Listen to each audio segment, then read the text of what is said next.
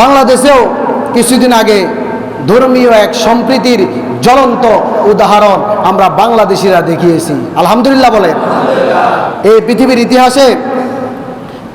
ইতিহাসে এরকম ঘটনা নেই যে এক ধর্মের মানুষ আরেক ধর্মের মন্দির অথবা উপাসনালয় পাহারা দিয়েছে, এমন কোনো ইতিহাস আজকাল কেউ রচনা করতে পেরেছে? এত আসতে বললেন কেন? কেউ রচনা করতে পেরেছে? কিন্তু আমরা বাঙালি মুসলমানরা, আমরা বাংলাদেশের মুসলমানরা সেই দৃষ্টান্ত স্থাপন করেছি। আলহামদুলিল্লাহ। ওই দিন দেখলাম ভারতের প্রধানমন্ত্রী বাংলাদেশের আমাদের অন্তর্বর্তীকালীন সরকারের কাছে চিঠি দিল যে আপনাদের দেশে আমাদের সংখ্যালঘু হিন্দুরা নির্যাতিত হচ্ছে, তাদের মন্দিরগুলো ভাঙা হচ্ছে, আপনারা সম্প্রীতি বজায় রাখুন। আমাদেরকে কি আজকাল এসে ভারতের মতো কুলাঙ্গার দেশের কাছ থেকে কি ধর্মীয় সম্প্রীতি শিকার কোনো দরকার আছে? আমরা তো সেই ইতিহাস ভুলি নাই। আমরা ইতিহাস করেছি তোমাদের ধর্মীয় সংখ্যালঘু, আমরা তাদেরকে ভাই মনে করে বুকের কাছে ডেকে টেনে এনেছি, ঠিক কিনা? আমরা তাদের মন্দিরগুলো রাতকে রাত পাহারা দিয়েছি, ঠিক কিনা? কিন্তু তোমরা কি করেছো?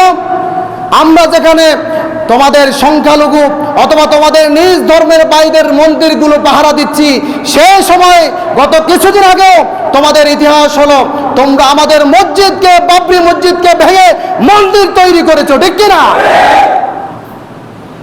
শুধু তাই নয়, তোমরা তো সেই জাতি যাদের কাছে মুসলমানদের ধর্মের কোনো নিরাপত্তা নাই, ঠিক কিনা? তোমরা তো সেই কুলাঙ্গার জাতি যারা মুসলমানদের শিক্ষার্থীদের স্কুলে অথবা শিক্ষা প্রতিষ্ঠানে হিজাব পরা নিষিদ্ধ করেছিল, ঠিক কিনা?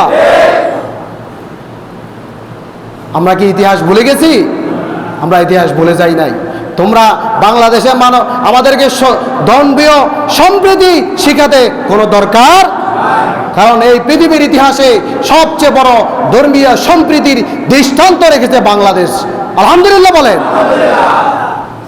তোমরা তো কাশ্মীরে গিয়ে মুসলমানদেরকে পাখির মতো গুলি করে করে হত্যা করছো, ঠিক কিনা?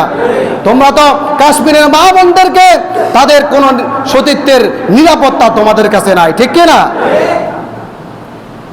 আমরা তোমাদের মন্দির পাহারা দিচ্ছি আর তোমরা আমাদের মসজিদগুলো ভেঙে ভেঙে মন্দির তৈরি করছো, ঠিক কিনা? তোমরা যা করছো তা যদি এভাবে অব্যাহত রাখো, তাহলে ওই যে গত 1 বছর বা 2 বছর আগে ভারতের একজন মুসলিম শিক্ষার্থী, একজন বাঘিনী মুস্কানকে তোমরা যখন স্কুলে হিজাব পরে যেতে দাও নাই, তখন সে যেভাবে নারায়ে তাকবীর, আল্লাহু আকবার স্লোগান তুলেছিল, তোমরা যদি এই সমস্ত কর্মকাণ্ড অব্যাহতভাবে চালিয়ে যাও, তাহলে কান খুলে শুনে রাখো, এমন একটি সময় আসবে যখন ভারতকে টুকরা টুকরা করে প্রত্যেকটি অঙ্গে, প্রত্যেকটি জায়গায় আল্লাহু আকবার স্লোগানকে একসাথে প্রতিষ্ঠিত করা হবে, ঠিক কিনা?